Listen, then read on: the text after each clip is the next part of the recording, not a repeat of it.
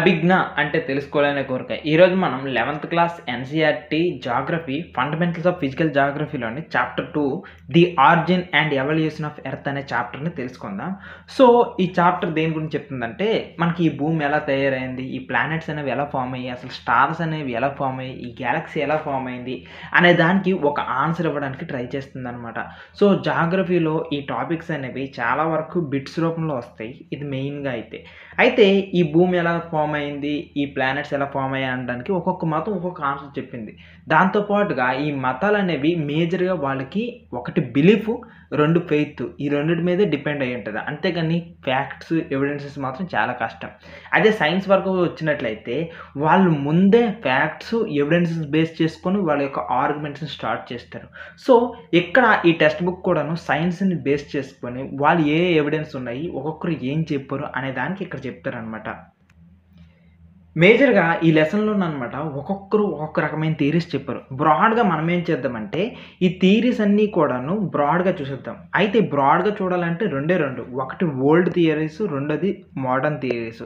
అంటే ఏంటి old theories అంటే, ఎప్పుడైతే ఎక్విప్‌మెంట్ లేదో, టెలిస్కోప్స్ లేవో, చాలా పాతకాలం 1700, 1800 టైంలోన ఎటువంటివి లేనప్పుడు వాళ్ళు చెప్పినవే ఈ ఓల్డ్ థియరీస్. ఇక్కడ మోడర్న్ థియరీస్ అంటే ఎప్పుడైతే మన దగ్గర టెలిస్కోపు, ఎక్విప్‌మెంట్ ఇదంతా వచ్చింది. వెరీ రీసెంట్‌గా 1900s, ఈ 2000s ఈ టైంలో చెప్పినవన్నమాట మోడర్న్ థియరీస్. ఈ రెండిటిని గురించి చూద్దాం. మొదటిదేంటంటే నెబ్యులర్ హైపోథిసిస్ ఓల్డ్ దాంట్లో చూసుకున్నట్లయితే ఇది ఆల్రెడీ మీకు చెప్పేసాను. దీని యొక్క వీడియో కింద డిస్క్రిప్షన్‌లో ఉంటుంది. అది చూసవచ్చు. ఆ తర్వాత ఇక్కడ ఓల్డ్ థియరీస్‌లోనే మరొక మాట చెప్పుకోవాలంటే వేరే ఒక్కరు వేరే రకంగా చెప్పారు. అది ప్లానెటేసిమల్ థియరీ. సో, ఈ ప్లానెటేసిమల్ థియరీ గురించి చెప్పేస్తాను. ఇక్కడ చూడండి. ఈ ప్లానెటేసిమల్ థియరీలో ఏం చెప్తారంటే క్లియర్‌గా ఇక్కడ మనం ఈ ఫోటో చూసుకున్నట్లయితే సన్ ఉన్నాడు. సన్ను ఉండేటప్పుడు సన్‌కి దగ్గర నుండి ఒక స్టార్ వెళ్ళింది. సో, స్టార్‌కి కూడాను కొంత ఎనర్జీ ఉంటది కదా! దాని దగ్గర కూడాను గ్రావిటేషనల్ ఫోర్స్ ఉంటది కదా!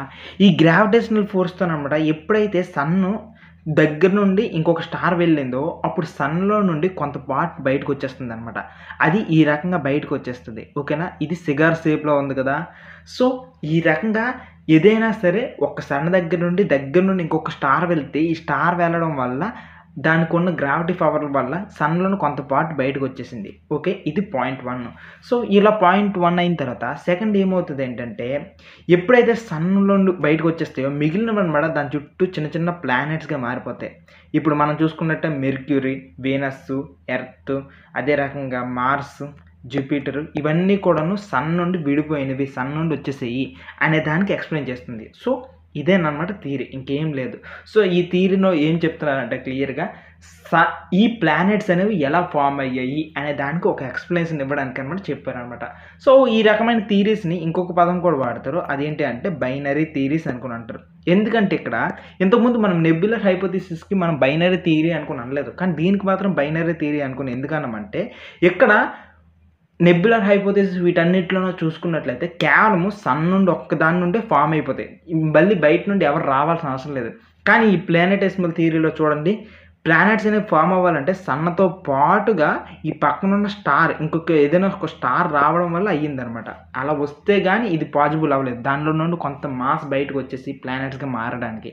సో, ఇది ప్లానెటేసిమల్ థియరీ. దీన్ని ఇంకొకలాగా అర్థం చేసుకోవాలంటే మీరు 2 మ్యాగ్నెట్స్‌ని దగ్గరికి తీసుకొని వెళ్ళేటప్పుడు ఎలా అయితే తనలో నుండి కొంత పార్ట్‌ని సైడ్‌కి లాగేస్తుంటదో మ్యాగ్నెట్, ఇనుము లాంటివి సేమ్ ఇది కూడా ఈ థియరీ కూడా అలానే ఉంటది. మనం నెక్స్ట్ చెప్పుకోవాల్సింది ఏంటంటే బిగ్ బ్యాంగ్ థియరీ. ఈ బిగ్ బ్యాంగ్ థియరీ ఆల్రెడీ చెప్పేసాను. దీని యొక్క వీడియో కూడాను కింద డిస్క్రిప్షన్‌లో ఇస్తాను. దాన్ని చూసేయండి ఇక. సో, ఈ నెబ్యులర్ హైపోథిసిస్‌ని ఎవరు చెప్పారు అనంటే ఇక్కడ నెబ్యులర్ హైపోథిసిస్ అనేది మొదటగా అయితే ఇమ్మాన్యుయల్ కాంత్ చెప్పారు. ఇమ్మాన్యుయల్ కాంత్ తర్వాత ఆ నెక్స్ట్ వచ్చినవారు లాప్లేస్. ఈయన మళ్ళీ చెప్పారనమాట. అయితే ఆ తర్వాత నెక్స్ట్ మీకు ప్లానెటేసిమల్ థియరీ చెప్పాను కదా! ఈ ప్లానెటేసిమల్ థియరీ అయితే మాత్రం ఇక్కడ ఈ చాంబర్లైన్ అదే రకంగా మౌల్టన్ అనే ఆయన ఈ ఓల్డ్ థియరీస్‌లోని చెప్పారు. ఇది క్లియర్. సో, దీని తర్వాత నెక్స్ట్ బిగ్ బ్యాంగ్ థియరీ అని చెప్పాను కదా! ఈ బిగ్ బ్యాంగ్ థియరీ అయితే ఎడ్విన్ హబుల్ వచ్చిన తర్వాత బాగా ప్రాచుర్యం పొందింది. ఆయన దగ్గర నుండి స్టార్ట్ అయిందనమాట. ఇది బిగ్ బ్యాంగ్ థియరీ. సో, వీటన్నిటి యొక్క వీడియోస్ అనేవి కింద డిస్క్రిప్షన్‌లో లింక్ ఇస్తాను. అక్కడ చూసేయండి. ఆ తర్వాత మనం మాట్లాడుకోవాల్సింది స్టార్ ఫార్మేషన్ గురించి. ఈ స్టార్ ఫార్మేషన్ ఎలా జరిగింది? ఏంటి సంగతి? అసలు స్టార్స్ ఎలా ఫార్మ్ అవుతాయి అనేది ఇప్పుడు చూద్దాం. ఈ స్టార్స్ అనేవి సుమారుగా 5 to 6 బిలియన్ ఇయర్స్ ఎగో అనమాట ఫామ్ అయింది. ఇది పాయింట్ 1. సెకండ్ ఏంటంటే మరి ఎర్త్ ఎప్పుడు ఫామ్ అయింది అని చూసుకున్నట్లయితే అది 4.6 బిలియన్ ఇయర్స్ ఎగో సంథింగ్ ఆ టైంలో ఫామ్ అయింది. మరి బిగ్ బ్యాంగ్ ఎప్పుడు జరిగిందంటే అది 13.7 బిలియన్ ఇయర్స్ ఎగో ఫామ్ అయింది. సో డేట్స్ అయితే ఓకే, డేట్స్ చెప్పేసాము. ఇక స్టార్ ఎలా ఫామ్ అయిందో ఒకనేది ఇక్కడ చూసేద్దాం. మనకి ఇక్కడ స్టార్ ఫార్మేషన్లో మేజర్గా మనం ఒకసారి బిగ్ బ్యాంగ్ అప్పుడు చూసుకున్నట్లయితే బిగ్ బ్యాంగ్ అప్పుడు మనకు క్లియర్గా కనిపించేది ఏంటంటే మ్యాటర్, ఎనర్జీ ఈ రెండు కూడాను సపరేట్ అయ్యాయి అనుకున్న విషయం మనకు అర్థమైంది ఎప్పుడైతే ఆ ఎక్స్ప్లోజన్ ద్వారా. సో ఈ రెండింటిని ఇలాగ సపరేట్ అయిన తర్వాత ఒక్కొక్క దగ్గర ఒక్కొక్క రకమైన ఎనర్జీస్ ఉంటున్నాయి అనమాట. దీనికి మేజర్ రీజన్ ఏంటంటే ఈ యూనివర్స్ అనేది చాలా పెద్దది కదా, ఒక్కొక్క దగ్గర ఒక్కొక్క రకమైన నెబ్యులస్ ఉన్నాయి. సో ఒక్కొక్క దగ్గర ఒక్కొక్క రకంగా చెల్లాచెదురుగా ఉన్నాయి. ఎక్కడైతే ఎక్కువ మ్యాటర్ ఉందో ఆ మ్యాటర్ ఉన్న ప్లేస్ అంతా కూడాను మోర్ డెన్సిటీ అయితే ఉన్నాయో అవన్నీ కూడా దగ్గరికి రావడం స్టార్ట్ అయింది. దీన్ని ఫోటోలో చూపిస్తా. ఇక్కడ మీరు క్లియర్గా చూసుకున్నట్లయితే ఇంత పెద్ద నెబ్యులా కదా, ఈ నెబ్యులలో కూడాను రకరకాల దగ్గర రకరకాల మ్యాటర్స్ ఉన్నాయి, రకరకాల ఎనర్జీస్ ఉన్నాయి. సో రకరకాల మ్యాటర్ అంటే మీరు ఇక్కడ ఏం చూడొచ్చు అంటే ఒక పదార్థం అనుకోండి, ఓకేనా, ఒక థింగ్ అనుకోండి, ఓకే. అయితే ఇక్కడ రకరకాలదే ఎక్కడైతే మోర్ మ్యాటర్ ఉందో దానికి డెన్సిటీ ఎక్కువ ఉంది. పాయింట్ 1 ఏంటంటే ఎక్కడైతే మోర్ మ్యాటర్ ఉందో దానికి డెన్సిటీ ఉంది. సో ఇలా డెన్సిటీ ఎక్కువగా ఉన్నవన్నీ కూడా ఏమయ్యాయి అంటే అవి మెల్లమెల్లగా ఒక దగ్గరికి ఏర్పడిపోయాయి అనమాట. ఇలా ఏర్పడిపోయి అదొక గ్యాలక్సీగా ఫామ్ అయిపోతుంది. సో ఈ రకంగా రకరకాల గ్యాలక్సీస్ అనేవి ఫామ్ అయిపోయాయి. ఎక్కడైతే మోర్ మాస్ ఉందో, ఎక్కడైతే మోర్ మ్యాటర్ ఉందో అవన్నీ దగ్గరికి చేరిపోవడం వల్ల డెన్సిటీ పెరిగిపోయింది. డెన్సిటీ పోవడం వల్ల అక్కడ ఎక్కువ గ్రావిటేషనల్ ఫోర్స్ అయింది. ఆ గ్రావిటేషన్ వల్ల అనమాట అదంతా కూడా ఒక దగ్గర సిస్టమేటిక్గా అవ్వడం వల్ల చిన్న గ్యాలక్సీస్ ఫామ్ అయ్యాయి. మనము స్టార్స్ గురించి మాట్లాడుతున్నాం కదా, మరి గ్యాలక్సీస్ గురించి ఎందుకు చెప్తున్నామంటే యాక్చువల్లీ అసలు గ్యాలక్సీ అంటే ఏంటో చెప్తాను చూడండి. ఇక్కడ ఒక గ్యాలక్సీ అనుకోండి, ఇదంతా ఒక గ్యాలక్సీ. అసలు గ్యాలక్సీలో ఏముంటాయి అంటే స్టార్స్ అనమాట. ఒక్కొక్క గ్యాలక్సీలో రకరకాల స్టార్స్ ఉంటాయి. సో ఇంత పెద్ద ప్లేస్లో అంటే ఒక నెబ్యులలో మీరు ఎలాగైతే గ్యాలక్సీ చూస్తారో ఒక గ్యాలక్సీలో కూడా రకరకాల స్టార్స్ ఉన్నాయి. సేమ్ ఇక్కడ కూడా సేమ్ ప్రాసెస్ అనమాట. ఎక్కడైతే డెన్సిటీ ఎక్కువ ఉందో, ఏటికైతే మ్యాటర్ ఉందో అవన్నీ కూడా దగ్గరికి రావడము, దగ్గరికి వచ్చేసి ఇలా సిస్టమేటిక్గా అనమాట పెద్దగా మారిపోవడం. అవి సింపుల్గా వాటిలో ఉన్న గ్రావిటేషనల్ డిఫరెన్సెస్ వల్ల, వాటికున్న గ్రావిటేషనల్ ఫోర్స్ వల్ల, డెన్సిటీ వల్ల ఇవన్నీ ఒక దగ్గరికి వచ్చేసి సింపుల్గా ఒక పెద్ద స్టార్గా మారిపోతున్నాయి అనమాట. ఇది నెబ్యులర్ హైపోథెసిస్లో మీరు ఏ రకంగా అయితే చూస్తారో సేమ్ ఇక్కడ కూడా అలానే జరుగుతున్నాయి అనమాట. సో ఈ రకంగా ఒక్కొక్క గ్యాలక్సీలో అనమాట ఇన్నేస్ కనిపిస్తాయి. సో మన యొక్క గ్యాలక్సీలో ఇంచుమించుగా ఏమని చెప్తారంటే మనది మిల్కీ వే గ్యాలక్సీ. మన గ్యాలక్సీ పేరు మిల్కీ వే గ్యాలక్సీ కదా. ఈ మిల్కీ వే గ్యాలక్సీలోన ఏంటి అని చెప్పినట్లయితే మన మిల్కీ వే గ్యాలక్సీలో సుమారు 300 బిలియన్ స్టార్స్ ఉన్నాయి అనుకుని ఒక అంచనా అనమాట టోటల్గా. స్టార్ ఫార్మేషన్ కన్నా తెలుసుకోవడానికన్నా ముందు అసలు గ్యాలక్సీ అంటే ఏంటో చూద్దాం. అసలు గ్యాలక్సీ అనేది ఈ గ్యాలక్సీలోనే మనకి చాలా పెద్దది. గ్యాలక్సీ ఎంత పెద్దది అని అంటే ఇది సుమారుగా 80,000 నుండి 1,50,000 అంత లైట్ ఇయర్స్ అంత దూరం ఉంది, ఓకే. సెకండ్ది ఏంటంటే ఈ గ్యాలక్సీలోనే అన్ని సన్ ఉండొచ్చు, స్టార్స్ ఉంటాయి, చాలా స్టార్స్ ఉంటాయి అండ్ యాస్ట్రాయిడ్స్ ఉంటాయి. అంత పెద్దది ఈ గ్యాలక్సీ అనేది. సో మన గ్యాలక్సీ పేరు ఏం పేరంటే మన గ్యాలక్సీ పేరు మిల్కీ వే గ్యాలక్సీ. సో మన మిల్కీ వే గ్యాలక్సీలోనే సుమారుగా ఎన్ని ఉన్నాయి అంటే సుమారుగా 300 బిలియన్ స్టార్స్ ఉంటాయి అనుకుని ఒక అంచనా. రాత్రిపూట మీరు మేడెక్కి రాత్రి ఉన్న స్టార్స్ని లెక్కేయండి, ఎవడు లెక్కేయలేడు కదా. సో అర్థం చేసుకోండి మన గ్యాలక్సీలో ఎన్ని స్టార్స్ ఉన్నాయో, ఓకేనా. ఇది పరిస్థితి. సో దీన్ని బట్టి మీరు అర్థం చేసుకోవాల్సింది ఏంటంటే ఒక గ్యాలక్సీలోనూ ఒక స్టార్ అనేది ఉంటుంది అనుకుని మీరు అర్థం చేసుకోవాలి. అయితే మనం ఇప్పుడు ఈ స్టార్స్ గురించి అర్థం చేసుకోవడానికన్నా ముందు ఒకసారి ఇంకొక కాన్సెప్ట్ చూసేద్దాం. మనకి బిగ్ బ్యాంగ్ జరిగింది కదా, ఈ బిగ్ బ్యాంగ్ జరిగేటప్పుడు అక్కడ చాలా వరకు మ్యాటర్ ఉంది. మ్యాటర్ అంటే ఇంకా నథింగ్ బట్ పదార్థం, ఒక థింగ్, ఓకేనా. ఇలా చాలా మ్యాటర్ ఉంది, చాలా రకాల చెల్లాచెదురుగా ఉన్నాయి. సో ఈ మ్యాటర్ ఎంత ఉందో దీంతో పాటుగా ఎనర్జీ కూడాను అంతే ఉంది. ఈ విషయం మీరు అర్థం చేసుకోవాలి. సో ఇదంతా కూడా ఉన్న తర్వాత అసలు ఏవేవి ఎక్కడెక్కడో చెల్లాచెదురుగా ఉన్నాయి కదా, అయితే అన్నీ కూడాను కేజీకి లెక్క, కిలో లెక్క అన్నీ సేమ్గా లేవు. ఒక్కొక్క ఒక్కటి కుక్కలు చింపిన విస్తరాకు ఎలాగో ఏదేది ఎంత పీస్ అయి ఉంటుందో ఎవరికీ తెలియదు కదా. సేమ్ అదే రకంగా ఈ గ్యాలక్సీలోనమాట సారీ ఈ మొత్తము కూడాను ఆ రకంగా చల్లా చెదురుగా ఉన్నాయి.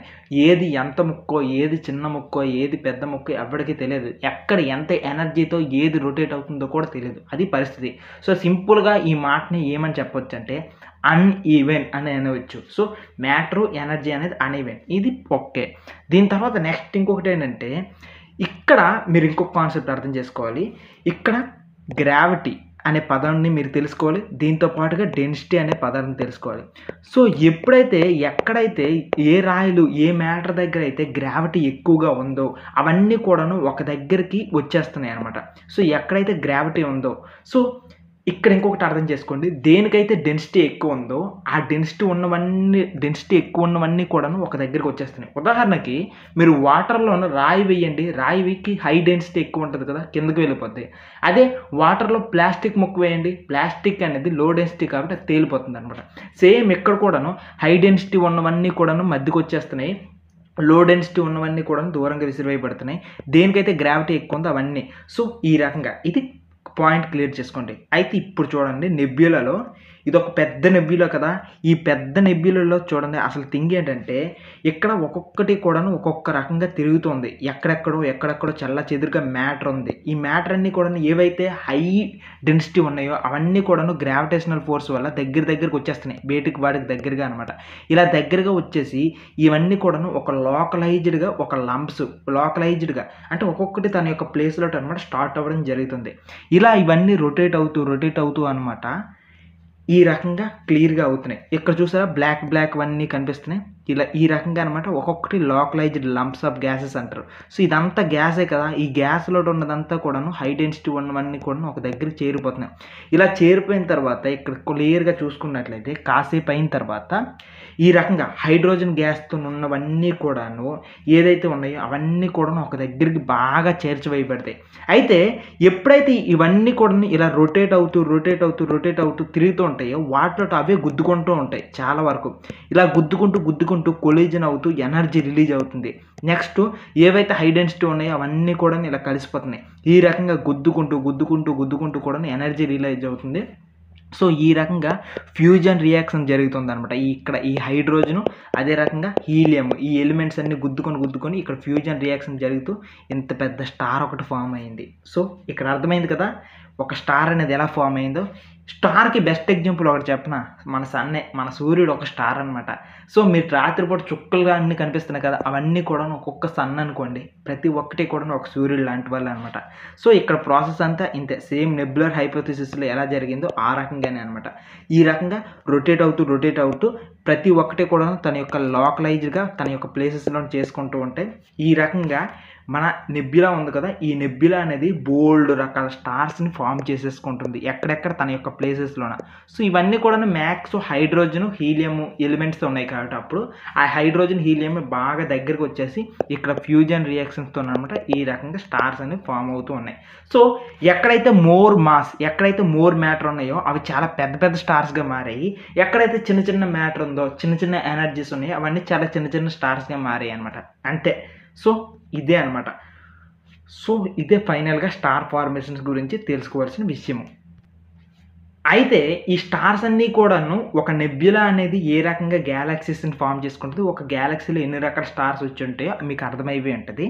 ఇప్పుడు ఒక గ్యాలక్సీ అనేది ఎంత పెద్దది అనడానికి మీకు ఒక ఎగ్జాంపుల్ చెప్పాను కదా. ఒక గ్యాలక్సీ అనేది లైట్ ఇయర్ ఎంత 80,000 నుండి లేకపోతే 1,50,000 మధ్య అంతే పెద్ద గ్యాలక్సీస్ ఉంటాయి మొత్తానికి చూసుకున్నట్లయితే. అయితే ఒక లైట్ ఇయర్ అంటే ఏంటి సార్ అనుకొని మీకు అర్థం కాకపోవచ్చు. లైట్ మీరు టార్చ్ వేయండి, టార్చ్ ఎంత ఫాస్ట్గా లైట్ వెళ్తుంటుంది, దాని యొక్క స్పీడ్ మీరు మెజర్ చేయగలరా? అది ఒక్క సెకండ్కి 3 lakh kilometers వెళ్తుంది. ఒక్క సెకండ్కి ఒక లైట్ అనేది 3 lakh kilometers వెళ్తుంది. అలాంటిది 1 సెకండ్కి 3 lakh kilometers వెళ్తే 1 మినిట్కి ఎంత దూరం వెళ్ళి ఉంటుంది? అదే లైటు 1 అవర్కి ఎంత దూరం వెళ్ళి ఉంటుంది? అదే లైటు 365 days ఎంత దూరం వెళ్ళి ఉంటుంది? అది లెక్క. సో మీరు టార్చ్ వేస్తారు కదా, ఈ టార్చ్ అనేది 3,00,000 కిలోమీటర్ స్పీడ్‌తోననమాట. ఒక సెకండ్‌కి 3,00,000 కిలోమీటర్స్ వెళ్ళిపోయింది. 2 సెకండ్స్‌కి 6,00,000 కిలోమీటర్స్ వెళ్ళిపోయింది. అలాంటిది 1 అవర్‌కి ఎంత దూరం వెళ్ళిపోయి ఉంటది? 365 డేస్‌కి ఎంత దూరం వెళ్ళిపోయి ఉంటది? అంత దూరాన్ని ఒక లైట్ ఇయర్ అని అంటారు. సో మీకు అర్థమైంది కదా లైట్ ఇయర్ అంటే ఎంత దూరమో. సో ఇది మొత్తానికి చెప్పాలంటే ఇది టైం కాదు. లైట్ ఇయర్ అనేది ఒక డిస్టెన్స్. లైట్ 365 డేస్ కంటిన్యూస్‌గా ట్రావెల్ చేసుకుంటూ వెళ్తే, అది కూడా 3,00,000 కిలోమీటర్స్ పర్ సెకండ్ వెళ్తే ఎంత డిస్టెన్స్ ఉంటుందో ఆ డిస్టెన్స్ లైట్ ఇయర్ అని అంటారు. ఇప్పుడు స్టార్స్ అనేవి ఫార్మ్ అయిపోయాయి. స్టార్స్ ఫార్మ్ అయిపోయిన తర్వాత స్టార్స్ నుండి ప్లానెట్స్ వచ్చాయి కదా! సో ఇప్పుడు ప్లానెట్స్ అనేవి ఎలా ఫార్మ్ అయ్యాయి అనేది ఇప్పుడు మనం చూద్దాం. యాక్చువల్లీ ఈ ఫార్మేషన్ ఆఫ్ ప్లానెట్స్ అనేవి 3 స్టెప్స్‌లో జరుగుతాయి. ఇంకోలా చెప్పాలంటే 3 స్టేజెస్ ఉంటాయి. మొదటి స్టేజ్ ఏంటంటే కోర్ ఫార్మ్ అవుతదనమాట. ఈ కోర్ ఫార్మ్ అవుతది. సెకండ్ స్టేజ్‌లో చూసుకున్నట్లయితే ఆ తర్వాత కండెన్సేషన్ స్టార్ట్ అవుతది. దీని తర్వాత కోహెషన్ జరుగుతది. ఇది సెకండ్ స్టేజ్. అండ్ థర్డ్ స్టేజ్‌లో చూసుకున్నట్లయితే సింపుల్‌గా అక్రీట్ జరుగుతది. ఇలా చెప్తే ఎవరికైనా అర్థమవుతదా? చచ్చిపోతారు. సో ఏం చేస్తానంటే ఈ ఉన్న 3 స్టేట్మెంట్లు అయినప్పటికీ కూడాను చాలా ఎక్కువ ఇన్ఫర్మేషన్ ఉంటది. ఒకసారి చూసేద్దాం. ఒక్కొక్క స్టేట్మెంట్‌ని బట్టి వెళ్దాం. సో మొదటగా చూసుకున్నట్లయితే స్టార్స్ అనేవి నెబ్యులాలో అన్నమాట లోకలైజ్డ్ లంప్స్. పెద్ద నెబ్యులా ఉంటది కదా! ఆ నెబ్యులా నుండి స్టార్స్ అనేవి ఫార్మ్ అయ్యాయి. అది దాని తర్వాత. అయితే ఇక్కడ ఇంత పెద్ద నెబ్యులా ఉంది కదా! ఈ నెబ్యులా తర్వాత ఏంటి? The gravitational force within the lumps leads to the formation of core of the gas cloud. అయితే ఇక్కడ ఏమవుతుందంటే ఈ నెబ్యులాలో ఉన్న గ్యాసెస్ ఉన్నాయి కదా! ఈ గ్యాస్ అనమాట గ్రావిటేషనల్ ఫోర్స్ వల్ల అనమాట ఒక దగ్గరికి చేర్చివేయబడుతున్నాయి. ఇలా చేర్చివేయబడడం వల్ల ఇక్కడ కోర్ అనేది ఫార్మ్ అవుతుంది. ఓకే. ఇలా కోర్ అనేది ఫార్మ్ అవుతుంది. దాని తర్వాత and huge rotating disk of gas and dust develops around the gas core. అయితే ఇప్పుడు గ్యాస్ ఉంది కదా! ఈ చుట్టుపక్కల కోర్ అయితే ఫార్మ్ అయింది. ఈ కోర్ ఫార్మ్ అయిన తర్వాత దీని చుట్టూ అంట రొటేటింగ్ డిస్క్స్ ఫార్మ్ అయ్యాయి. ఓకే. ఇలా రొటేటింగ్ డిస్క్ ఇది కూడా గ్యాస్తోనే తయారైంది. ఈ గ్యాస్‌తో తయారైన రొటేటింగ్ డిస్క్ అనేది ఫార్మ్ అయింది. ఇది ఫస్ట్ స్టెప్. సెకండ్ స్టెప్‌లో చూసుకున్నట్లయితే ఈ next the gas cloud starts getting condensed. So and the matter around the core develops into small rounded objects. అయితే ఇక్కడ దీని చుట్టూ ఉన్న ఈ రౌండ్ గ్యాసెస్ ఉన్నాయి కదా! ఇది కండెన్స్ అవ్వడం స్టార్ట్ అయిందంట. ఈ చుట్టూ ఉన్న గ్యాసెస్ అనేవి ఇక కండెన్స్ అవ్వడం స్టార్ట్ అయ్యాయి. ఇలా కండెన్స్ అవుతూ చిన్న చిన్న స్మాల్ రౌండెడ్ ఆబ్జెక్ట్స్‌గా మారిపోయాయి. ఈ చుట్టుపక్కల ఉన్నవి అన్నీ కూడాను. ఇవి కూడాను దగ్గరగా. కండెన్స్ అంటే తెలిసిందే కదా! ఫ్రీజ్ అవ్వడం. సో ఇలా ఫ్రీజ్ అయ్యేసి స్మాల్ రౌండెడ్ ఆబ్జెక్ట్స్‌గా ఇక్కడ ఫార్మ్ అయిపోతున్నాయి. ఇది సెకండ్ స్టెప్. ఈ సెకండ్ స్టెప్‌లో అయిపోయింది కదా! The small rounded objects by the process of cohesion develop into small planetesimal. So ఇక్కడ ఇవన్నీ కూడాను ఏమవుతున్నాయంటే ఇదంతా గ్యాసెస్ క్లౌడే కదా! ఈ గ్యాసెస్ క్లౌడ్ కూడాను ఒక్కొక్కటి కోహెషన్ అవుతుంది. కోహెషన్ అంటే ఏం లేదు. గమ్మేసి మనం ఇసుక అంతటిని ఒక దగ్గర అంటించేస్తే ఒక ముద్దలాగా మారుతుంది కదా! గమ్మేసి సేమ్ ఇక్కడ కోహెషన్ అంటే ఏంటి లేదు స్టిక్ చేయడం, గమ్ చేయడం అనమాట. ఇలా చుట్టుపక్కల ఉన్న గ్యాసెస్ క్లౌడ్స్ కూడాను కండెన్సేషన్ వల్ల రౌండెడ్ ఆబ్జెక్ట్స్‌గా ఒక దగ్గరికి చేర్చివేయబడుతున్నాయి. దీన్ని ఏమంటామంటే కోహెషన్ అని అంటారు. సో ఈ రకంగా ఫార్మ్ అయిన దాన్ని మనం ఏమంటామంటే ప్లానెటెసిమల్ అంటారు. ప్లానెటెసిమల్ అంటే ఇంకేం లేదు. ప్లానెట్ అనేది స్టార్టింగ్‌లో ఉండేటప్పుడు అనమాట చిన్నగా ఉంటది కదా! ఆ చిన్నగా ఉండేదాన్ని ఈ ప్లానెటెసిమల్ అని అంటారు. సో ఈ రకంగా ప్లానెటెసిమల్ అనేది ఫార్మ్ అయింది. ఇది తర్వాత ఏం చెప్పాడంటే large body start farming by collision and gravitational attacks causes the material stick together. అయితే ఇప్పుడు ఇక్కడ ఏం జరుగుతుందో తెలుసా? ఈ స్మాల్ ఆబ్జెక్ట్స్ ఉన్నాయి కదా! ఇలాంటివి చాలా ఫార్మ్ అవుతాయి. రొటేటింగ్ డిస్క్ అనేది చాలా పెద్దది కదా! ఇలా చాలా ఫార్మ్ అయిన తర్వాత దగ్గరలో ఉన్నవన్నీ కూడాను గ్రావిటేషనల్ ఫోర్స్ వల్ల ఒకదానికొకటి గుద్దుకుంటున్నాయన్నమాట. ఇలా గుద్దుకొని అనమాట ఇదొక పెద్దదిగా ఫార్మ్ అయిపోయింది. సో ఈ రకంగా ఇక్కడ ఉన్నవన్నీ కూడాను దగ్గరలో వాటి చుట్టూ ఉన్న గ్రావిటేషనల్ వల్ల అనమాట ఈ రకంగా పెద్దగా ఫార్మ్ అయ్యాయి. సో కోర్ తర్వాత చిన్న ప్లానెటెసిమల్స్ గుద్దుకొని గ్రావిటేషనల్ అట్రాక్షన్ వల్ల కొలిజన్ వల్ల అనమాట మంచిగా ఒక షేప్ వచ్చింది. ఒక రౌండెడ్ ఆబ్జెక్ట్‌గా మారిందనమాట. పెద్ద రౌండెడ్ ఆబ్జెక్ట్‌గా ప్లానెట్ అంత సైజ్‌గా. ఇది సెకండ్ స్టేజ్.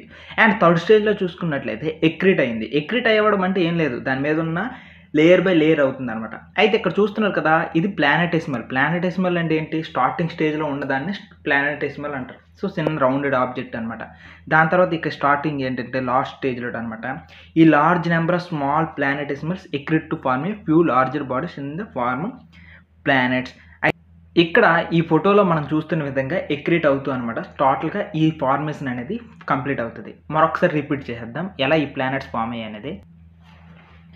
మొదటి స్టేజ్‌లోటనమాట హ్యూజ్ గ్యాసియస్ క్లౌడ్ ఉంటది. ఈ క్లౌడ్ లోడ్ ఏమైందంటే గ్రావిటేషనల్ ఫోర్స్ వల్ల అదే రకంగా ఇక్కడ మ్యాటర్ ఎనర్జీ వల్ల అనమాట టోటల్‌గా డెన్సిటీ ఉన్నదంతా కూడాను ఈ గ్యాసియస్ క్లౌడ్ ఒక కోర్‌ని ఫార్మ్ చేస్తుంది మొదటి స్టెప్‌లో.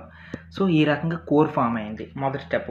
ఈ స్టెప్‌లోనే ఏమైందంటే ఇలా కోర్ ఫార్మ్ అయింది కదా! కోర్‌కి ఇప్పుడు ఎనర్జీ ఎక్కువ ఉంటది. ఎందుకంటే దీని దగ్గరలోకి వెళ్ళిపోవడం వల్ల ఇక్కడ హై ప్రెషర్ ఉంది. పాయింట్ 1 ఏంటంటే ఇక్కడ హై ప్రెషర్ ఉంది. ఈ ప్రెషర్ వల్ల టెంపరేచర్ ఎక్కువ ఉంది. ఇక్కడ గ్రావిటేషనల్ ఫోర్స్ కూడా ఎక్కువ ఉంది.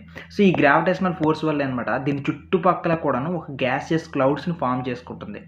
సో, ఈ రకంగా గ్యాసియస్ క్లౌడ్స్‌ని ఫార్మ్ చేసుకుంది. ఇది ఫస్ట్ స్టెప్‌లో జరిగిన తర్వాత సెకండ్ స్టెప్‌లో ఏమైందంటే ఇక్కడ కండెన్సేషన్ స్టార్ట్ అయిందనమాట. ఈ చుట్టుపక్కల ఉన్న గ్యాసియస్ క్లౌడ్ ఉంది కదా! ఈ గ్యాసియస్ క్లౌడ్ అనమాట ఈసారి కండెన్సేషన్ స్టార్ట్ అయింది. సో, ఇలా కండెన్సేషన్ స్టార్ట్ అవ్వడం వల్ల ఇక్కడ ఈ రకంగా అనమాట చిన్న చిన్న స్మాల్ పార్టికల్స్ ఈ గ్యాసియస్ క్లౌడ్ అంతా కూడా కండెన్సేషన్ స్టార్ట్ అయ్యి చిన్న చిన్నగా రౌండెడ్ ఆబ్జెక్ట్స్‌గా ఫార్మ్ అయింది. ఈ రౌండెడ్ ఆబ్జెక్ట్స్ కూడాను ఏమైందంటే ఇక్కడ కోహెషన్ జరిగింది. కోహెషన్ అంటే ఏంటి? నథింగ్ బట్ గమ్ చేయడం, స్టిక్ చేయడం అనమాట. దగ్గరలో ఉన్నవన్నీ కూడాను స్టిక్ చేయడం మొదలైపోయాయి. దీంతో పాటుగా ఇక్కడ ఏమైందంటే దగ్గరలో ఉన్న ఆబ్జెక్ట్స్ సేమ్ ఇలాంటివే ఫార్మ్ అయ్యి ఉంటాయి కదా! ఇలాంటి స్మాల్ రౌండెడ్ ఆబ్జెక్ట్స్ అన్నీ కూడాను కొలిజన్ కూడా అయిపోయేవి. ఇలా కొలిజన్ అయిపోతూ గుద్దుకున్నాయన్నమాట.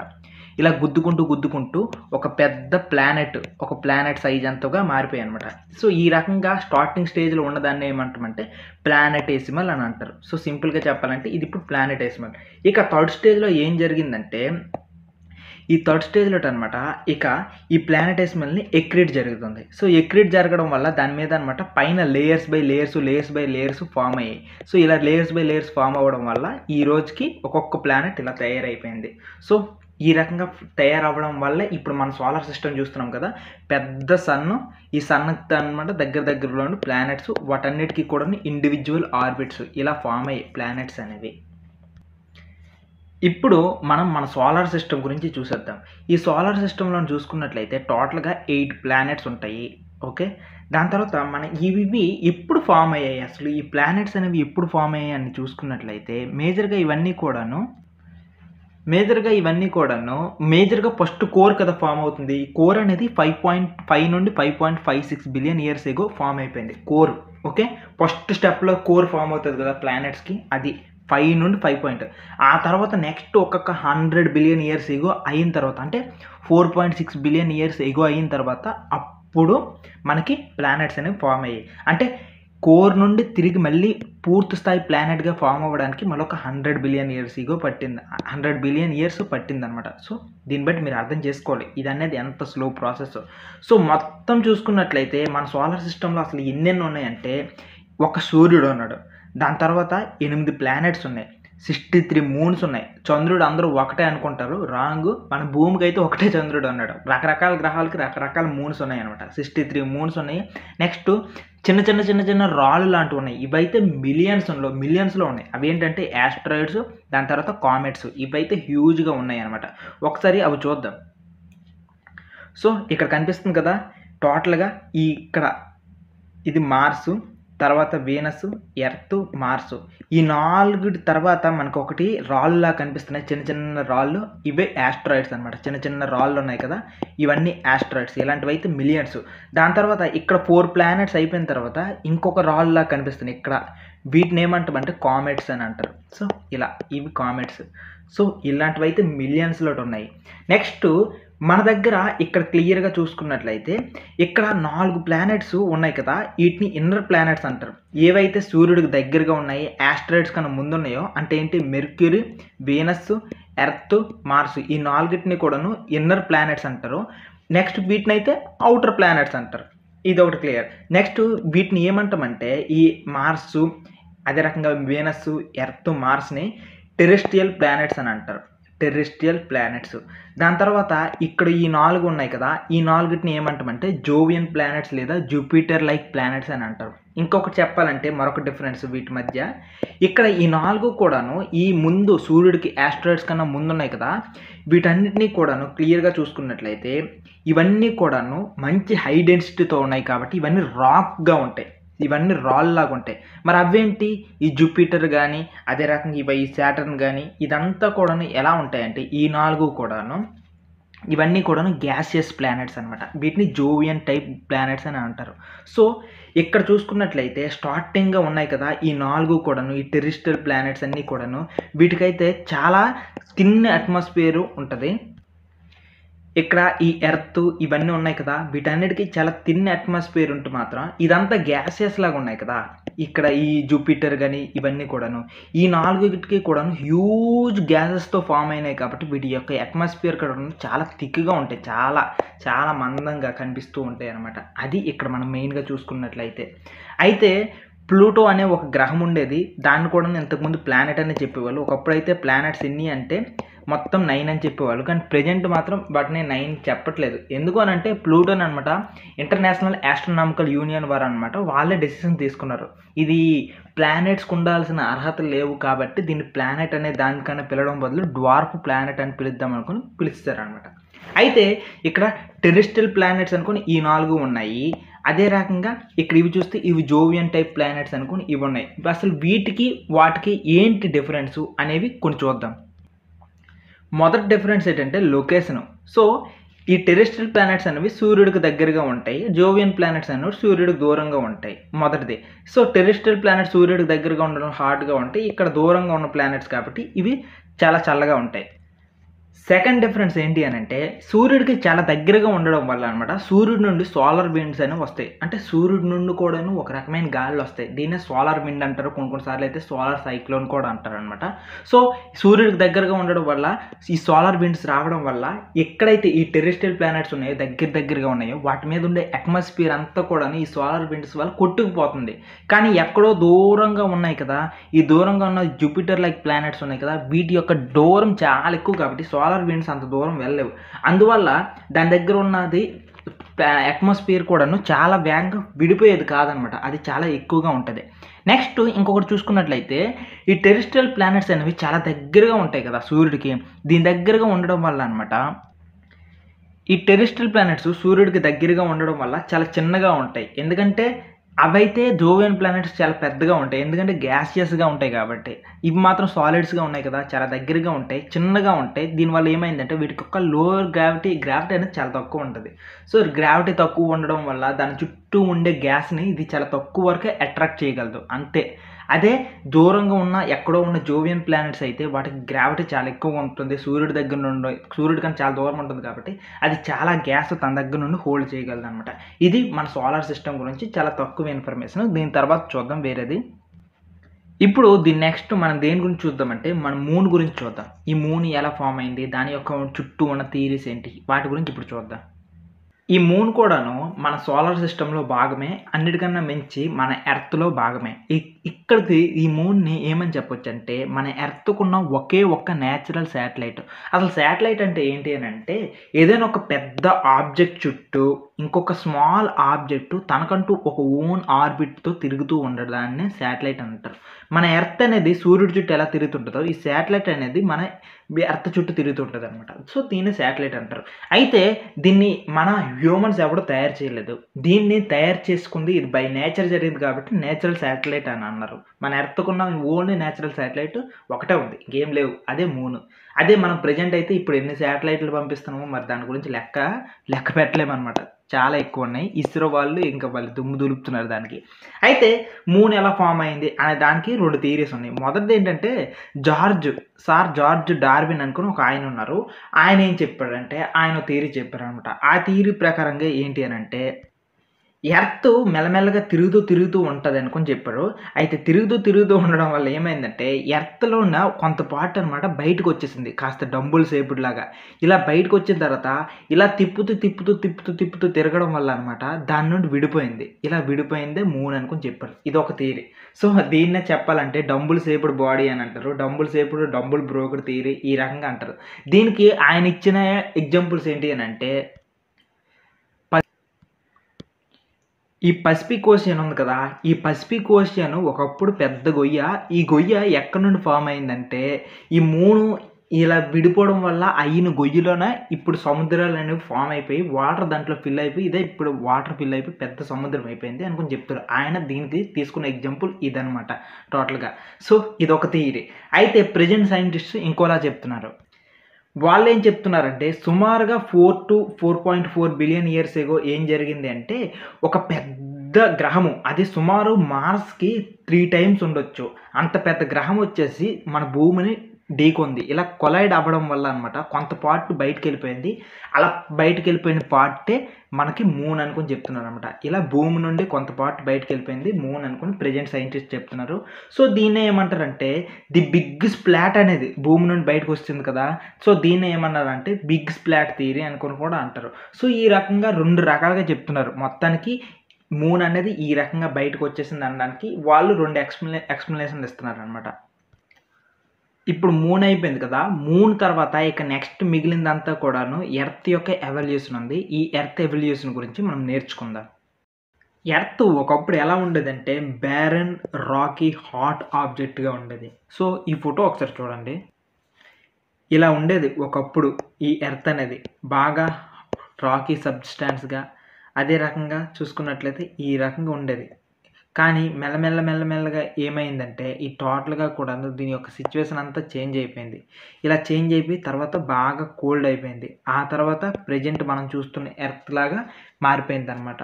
సో ఇదంతా జరగడానికి ఎన్నో వేల సంవత్సరాలు, లక్షల సంవత్సరాలు పట్టిందనమాట. సో ఈ మొత్తం ప్రాసెస్ కూడాను 4600 మిలియన్ ఇయర్స్ ఇంత టైం పట్టేసింది. ఇక్కడంతా చూసుకున్నట్లయితే మన ఎర్త్ ఎలా ఉంటుంది తెలుసా, యాక్చువల్లీ ఇది ఇక్కడికి చూస్తున్నట్లయితే మన ఎర్త్లో కూడాను ఒక లేయర్ లాంటి స్ట్రక్చర్స్ వస్తాయి లాస్ట్కి ఎర్త్లో కూడాను.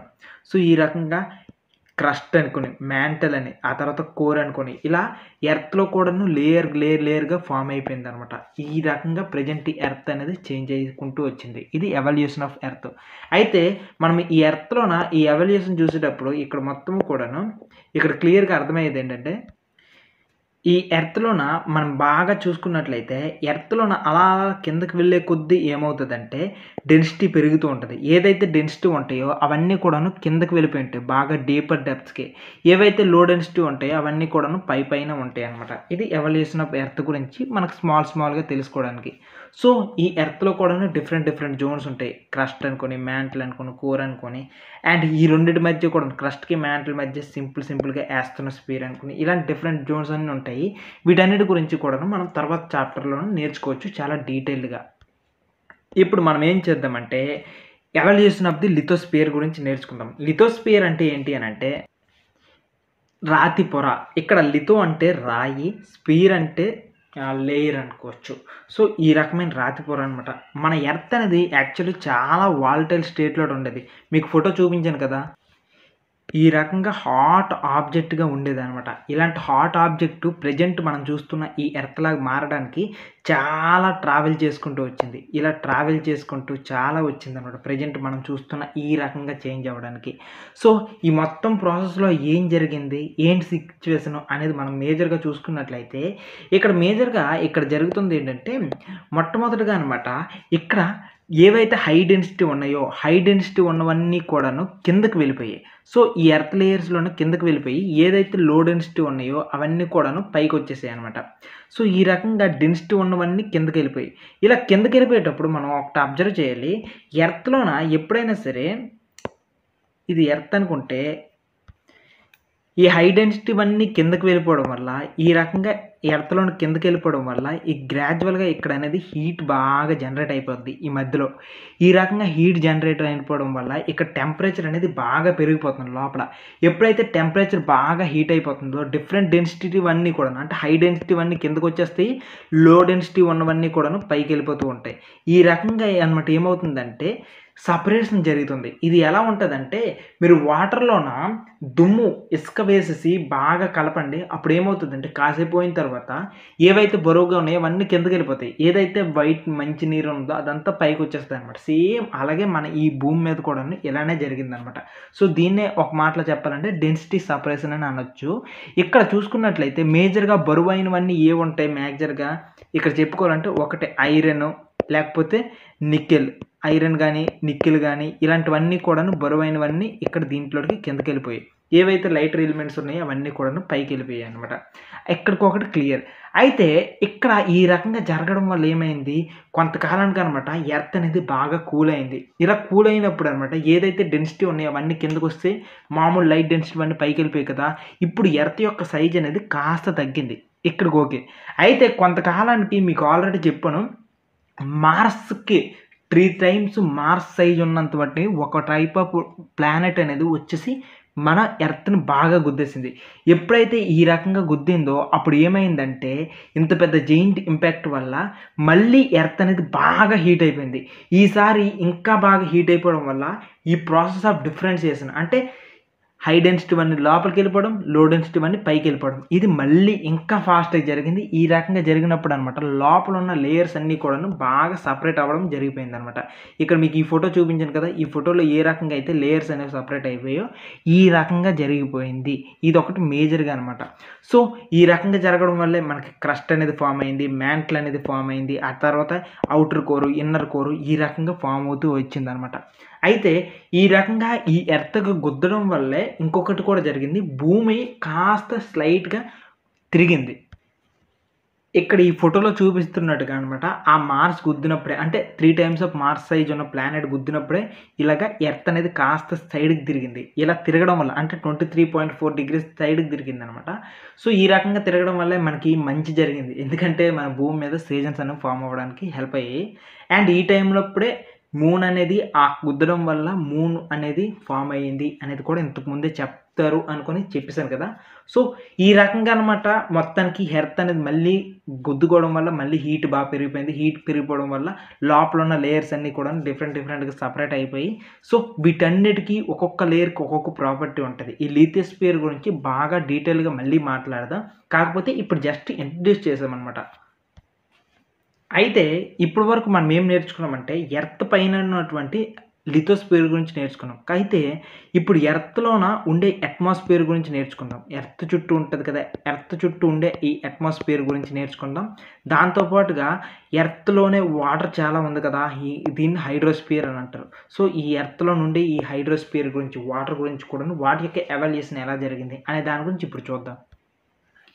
ఇప్పుడు ఎవల్యూషన్ ఆఫ్ ది అట్మాస్ఫియర్ దాని యొక్క హైడ్రోస్ఫియర్ ఈ రెండిటి గురించి మాట్లాడతాం. హైడ్రోస్ఫియర్ అంటే సముద్రాలు ఎలా ఫామ్ అయ్యాయో చెప్తాం.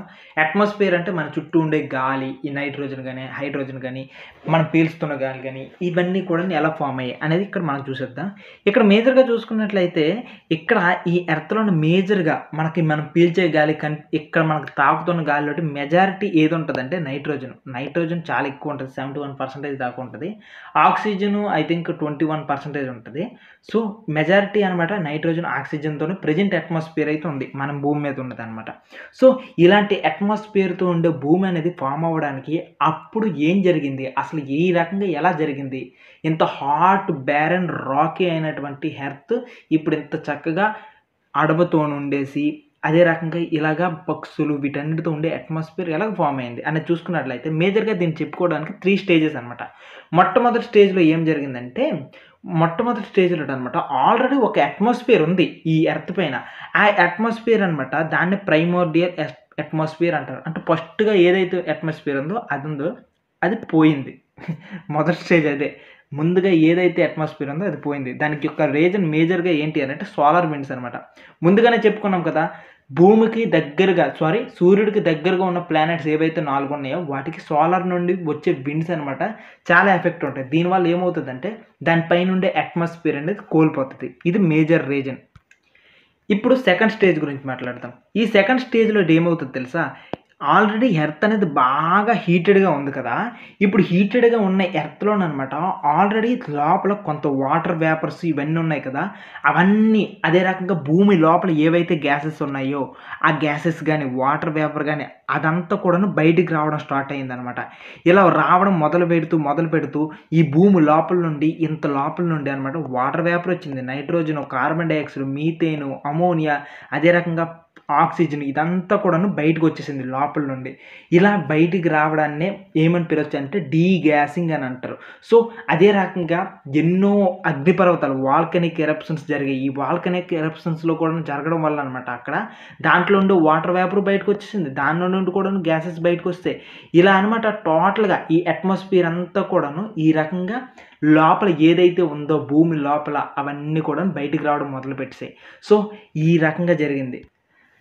అయితే ఇక్కడ మీరు ఒకటి అబ్జర్వ్ చేసుకోవాలి. ఈ అబ్జర్వ్ చేసిన ఏంటంటే ఇప్పుడు బయటకు వచ్చిన ఈ వాటర్ వేపర్ ఈ గ్యాసెస్ అన్నీ ఏమయ్యాయి అంటే సడన్గా కూల్ అవ్వడం మొదలుపెట్టింది. సో ఇక పైన ఎర్త్ అనమాట కూల్ అవ్వడం మొదలుపెట్టింది. ఎప్పుడైతే పైకి వెళ్ళిన గ్యాసెస్ అన్నీ కూల్ అవ్వడం మొదలుపెట్టాయో అదంతా కూడాను కండెన్స్ అవ్వడం మొదలుపెట్టింది. సో ఇలా కండెన్స్ అవ్వడం వల్ల భూమి మీద వర్షం పడింది. మొదటి పాయింట్ భూమి మీద వర్షం పడింది. ఈ వర్షంలో అనమాట ఆల్రెడీ అట్మాస్ఫియర్లో కార్బన్ డైఆక్సైడ్ బోల్డ్ ఉంది కదా, అదంతా కూడాను రెయిన్ వాటర్తో కలిసి ఆ రెయిన్ వాటర్తో కలిసి ఇంకెక్కువ కండెన్సేషన్ జరిగింది. ఇలా అనమాట ఆ వాటర్ అంతా కూడాను భూమి మీద పడడం స్టార్ట్ అవుతుంది. సో వర్షం పడుతుంది. వర్షం అదే టైంలో హాట్ ఎక్కువగా ఉంది కదా, ఇది ఆవిరి అవుతుంది. ఇలా ఆవిరి అవ్వడం వల్ల పైకి వెళ్ళిన ఆవిరి మళ్ళీ కండెన్స్ అయ్యేసి మళ్ళీ రెయిన్ వాటర్గా కిందకు వస్తుంది.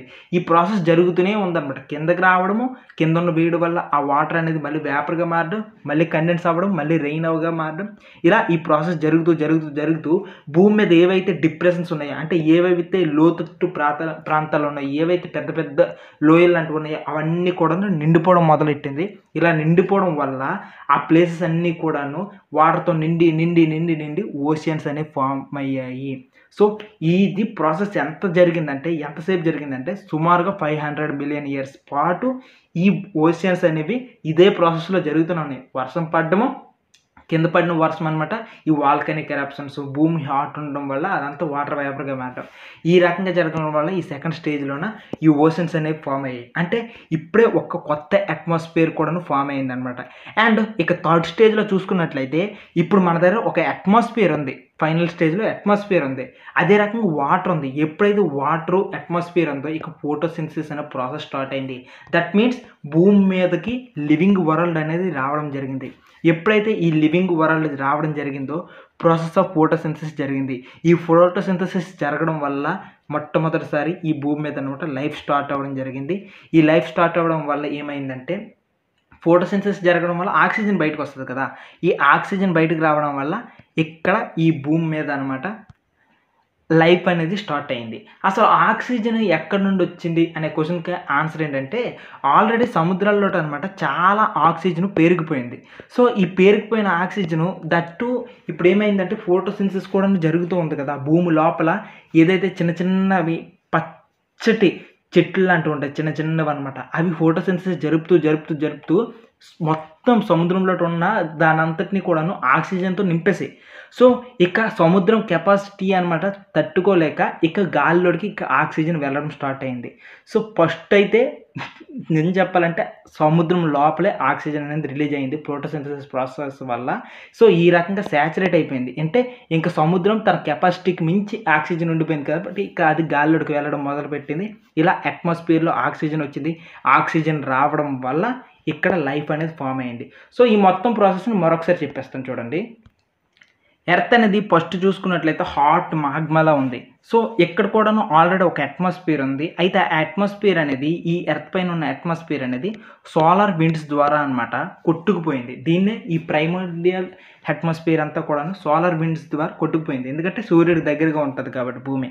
ఇలా కొట్టుకుపోయిన తర్వాత సెకండ్ స్టేజ్లో ఏం జరుగుతుంది అనుకుని చెప్పుకున్నామంటే ఈ భూమి లోపల ఇంత వేడిగా ఉంది కదా, ఈ వేడిగా ఉన్నది దాంట్లో నుండి వాటర్ వేపరు, అమోనియా, దాని తర్వాత మీథేను, కార్బన్ డైఆక్సైడ్, ఆక్సిజను, అదే రకంగా వాల్కనిక్ ఎరప్షన్స్ జరగడం వల్ల లోపల నుండి గ్యాసెస్ ఇవన్నీ బయటకు వస్తున్నాయి. దీన్నే ఈ ప్రాసెస్ని మనం ఏమని చెప్పుకున్నామంటే డీగ్యాసింగ్ అనుకొని చెప్పుకున్నాం. సో ఈ డీగ్యాసింగ్ జరిగింది. సో ఇలా జరిగింది. ఇదే సిచ్యువేషన్లో ఏమైందంటే భూమి కూల్ అవ్వడం మొదలుపెట్టింది. ఎప్పుడైతే ఈ భూమి కూల్ అవ్వడం మొదలుపెట్టిందో పైనకి వెళ్ళిన వాటర్ వేపర్స్ ఇవన్నీ కూడాను కండెన్స్ అయ్యాయి. సో కండెన్స్ అయ్యి వర్షం పడడం స్టార్ట్ అయింది. సో వర్షం పడుతుంది, కిందకు వస్తుంది. దాంతోపాటుగా ఈ భూమి వేడిగా ఉండడం వల్ల ఆ వాటర్ అనేది మళ్ళీ వేపర్ అవుతుంది. సో ఈ ప్రాసెస్ అనేది ఇలా సైకిల్గా మారుతూనే ఉంది. వాటర్ అనేది పైకి వెళ్ళేసి వేపర్గా మారుతుంది. ఆ వేపర్ అనేది కిందకి భూమి మీద రెయిన్ వాటర్ వస్తుంది. ఇలా రావడం వల్ల మొత్తం మొత్తం ఎక్కడైతే భూమి మీద ఉన్న డిప్రెషన్స్ అన్నీ ఉన్నాయో అవన్నీ కూడా నిండిపోయి ఓషియన్స్తో. ఇది ఒక 500 మిలియన్ ఇయర్స్ ప్రాసెస్. ఈ ప్రాసెస్ జరిగింది. ఆ తర్వాత థర్డ్ స్టేజ్లో ఏం జరిగిందంటే ఫోటోసింథసిస్. లైఫ్ అనేది స్టార్ట్ అయింది సముద్రం లోపల చిన్న చిన్న మొక్కల్లాగా. సో ఇక్కడ లైఫ్ స్టార్ట్ అయింది. ఇక్కడ ఫోటోసింథసిస్ ఎప్పుడైతే జరిగిందో ఆక్సిజన్ రిలీజ్ అవ్వడం స్టార్ట్ అయింది. సో ఈ ఆక్సిజన్ అంతా కూడా సముద్రం అంతా నిండిపోయింది. నిండిపోయిన తర్వాత ఇప్పుడు ఓషియన్స్ అనేవి ఒక శాచురేటెడ్ స్టేట్కి వస్తాయి. ఈ శాచురేటెడ్ స్టేట్స్ అయిన తర్వాత ఇక ఓషియన్ అనేది ఆక్సిజన్ని కెపాసిటీని ఇంకా అంతకు మించి తనలో ఉంచుకోలేదు. ఇంకా బయటికి రిలీజ్ చేయడం స్టార్ట్ చేసింది. ఇక నుంచి అట్మాస్ఫియర్లో కూడా ఆక్సిజన్ స్టార్ట్ అయింది. ఎప్పుడైతే అట్మాస్ఫియర్లో ఆక్సిజన్ స్టార్ట్ అయిందో అది లైఫ్కి, భూమి పైన లైఫ్కి ఒక కొత్త ఆనవాళ్ళు, అదే రకంగా ఒక కొత్త వే వేసింది. సో ఈ రకంగా అనమాట భూమి మీద అట్మాస్ఫియర్, హైడ్రోస్ఫియర్ అనేది ఫామ్ అయింది. సో ఈ చివరి స్టేజ్లో అనమాట ఆరిజిన్ ఆఫ్ లైఫ్ గురించి మాట్లాడుకున్నట్లయితే, ఈ ఆరిజిన్ ఆఫ్ లైఫ్ అనేది మేజర్గా చూసుకున్నట్లయితే యూనిసెల్యులర్ బ్యాక్టీరియా, అంటే ఒకే ఒక్క కణమున్న బ్యాక్టీరియాతో ఫామ్ అయ్యింది. ఇది ఇప్పుడు చూస్తే ఇప్పుడు మనలాంటి మల్టీ సెల్యులర్ ఆర్గానిజమ్స్ కూడా ఫామ్ చేసే అంతగా మారిపోయింది అనమాట టోటల్గా.